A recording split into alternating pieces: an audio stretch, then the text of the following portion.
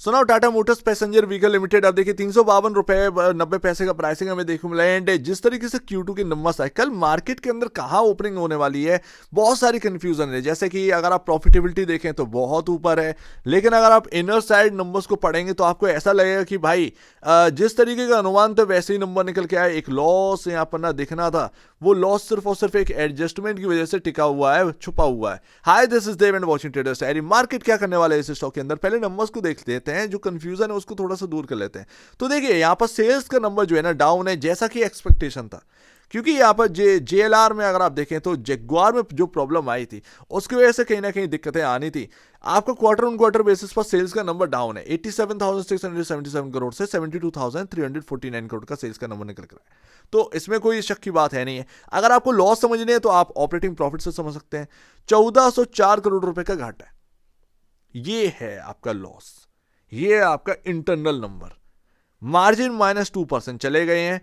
Of course जो आप देख रहे हैं वो एक रियलिटी है, यहां पर आपके सामने लॉस देखने को मिला है। अब सिंपल सी बात है, एक टेम्परेरी है, ऐसा नहीं है कि परमानेंट आपका यहां पर होता हुआ देखने को मिला है, टेम्परेरी है।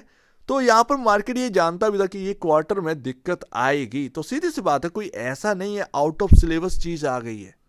इस बात को आप समझिए, आउट ऑफ सिलेबस ऐसा कुछ भी यहां पर नहीं देखने को मिला है। मार्केट को पता था, यानी कि कोई खास ऐसे कोई तबाही का एक्सपेक्टेशन नहीं है। और स्टॉक पहले ही काफी ज्यादा गिर चुका है, इसी वजह से JLR की जो प्रॉब्लम है, नंबर्स खराब आने, पहले से ही डिस्काउंट हो चुका है। शायद आपका बॉटम बन जाए, समझ रहे ना, शायद इस स्टॉक के अंदर बॉटम बन जाए।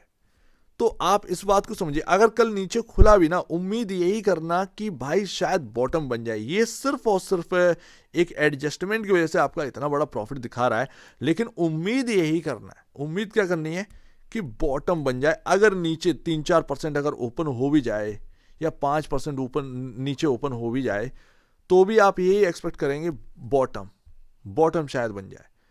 अब अगर आप देखेंगे, टाटा मोटर के स्टॉक एक ऐसी इंपॉर्टेंट जगह पर आ चुका है कि आप पूछे मत। उम्मीद है आपका यहाँ पर जो क्वार्टरली नंबर से लेकर जो कंफ्यूजन था वो दूर हो गया होगा।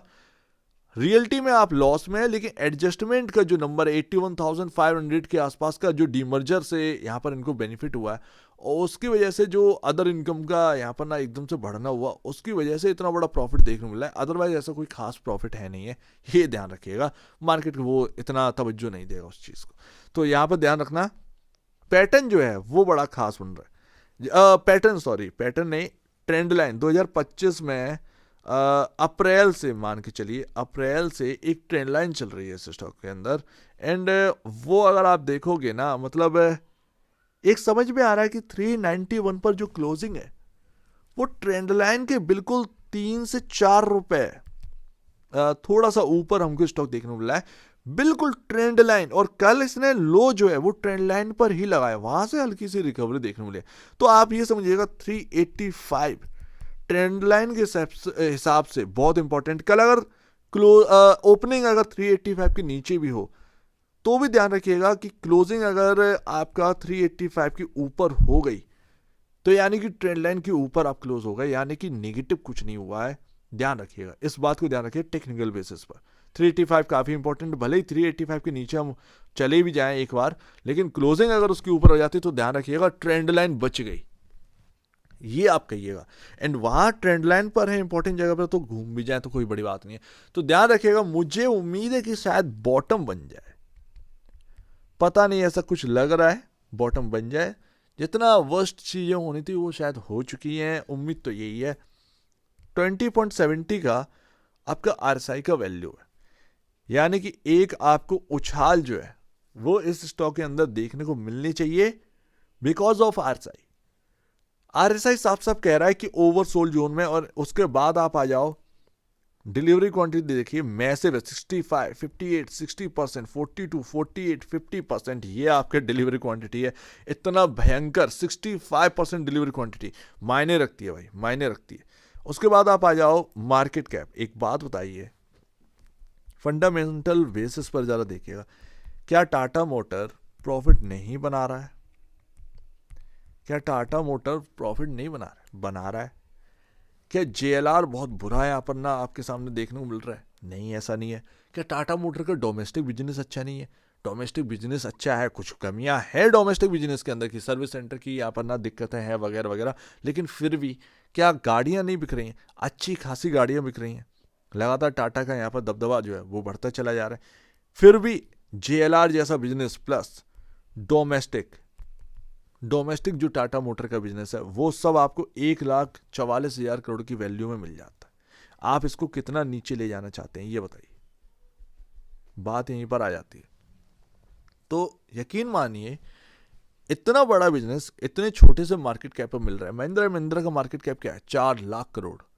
मारुति का मार्केट कैप क्या है? 5,00,000 करोड़ के आसपास का मार्केट कैप। सो दैट इतना जब मार्केट कैप आपको उनका देखने मिला है, टाटा मोटर का काम बिजनेस काफी बड़ा है। कम से कम आप ये देखिए कि मिट्टी के भाव वैल्यू मिल रही है। अगर यहां से अच्छा हुआ, सब कुछ यहां पढ़ते हुए नजर आ सकता है, सब कुछ। तो इसको ध्यान रखिए। और ऑलरेडी इतना 1,44,000 करोड़ के आसपास की वैल्यू है। आप अगर उसको डाउन भी लाना चाहते हैं किसी भी कीमत पर, फिर भी कितना नीचे ला सकते हैं? क्या ये आपको ना 50% यहां से गिरने का कुछ लग रहा है कि यार 50% यहां से टाटा मोटर और टूटेगा या वगैरह वगैरह? उसका रीजन क्या है? किसी के पास कोई रीजन नहीं है। सो दैट इसीलिए JLR की शायद जो प्रॉब्लम रही है उसकी वजह से ऑलरेडी डिस्काउंटेड चीजें हो रही थी एंड हो चुकी हैं। अब नंबर्स जिस तरीके आए हैं, कोई भी आउट ऑफ सिलेबस चीज नहीं है, ध्यान रखिएगा। बाकी जिस तरीके नंबर आए हैं तो EPS जबरदस्त बढ़ गया, जिसकी वजह से P रेशियो 1.53 का यहाँ पर देखने को मिलने लगा है। And price to value 1.30 time. खैर 1.30 टाइम तो पहले से ही थी। तो ये यहाँ पर आपके सामने EPS इतनी तेज बढ़ा ना कि P रेशियो 1.53 का ही रह गया। एंड लास्ट 413 रुपए पर आपके सारे मूविंग एवरेज है। 413 के आसपास आपके सारे मूविंग एवरेज हैं। पॉजिटिव सबसे बड़ा तब होगा जब हम 413 के ऊपर एटलीस्ट 2 से 3 दिन टिक जाएंगे, क्लोजिंग दे जाएंगे, वहां से कोई बड़ा सर जा सकता है टाटा मोटर। ये जो एकदम से भागा था ना 440 445 के आसपास गया था, ये पिछली बार ट्रेंड लाइन से घूमा था टाटा मोटर इंपॉर्टेंट जगह से। मैं ऑलरेडी कवर कर चुका था ये बात को। एंड जो लग रहा था कि सारा का सारा पॉजिटिव रहेगा, लेकिन एकदम से डंप हो गया, एकदम से डंप हो गया। तो प्रॉब्लम वो आई, इस स्टॉक के अंदर मूव बहुत खतरनाक है। अब यहाँ से रिकवरी आई थी, यहाँ से रिकवरी आई थी, अब हम इस जगह पर हैं। उम्मीद है बॉटम बन जाए। एक बार बॉटम बन गया तो शायद दिसंबर का महीना टाटा मोटर्स के इन्वेस्टर्स के लिए हो सकता है। सो उम्मीद तो यही है कि भाई सब कुछ अच्छा होता नजर आए, चाहे वो फंडामेंटल बेसिस पर अगर आप देखें, चाहे वो टेक्निकल बेसिस पर है। एक अच्छा स्टॉक आपको देखने को मिला है। बाय वैल्यू अच्छा स्टॉक है, कोई दिक्कत की बात नहीं है।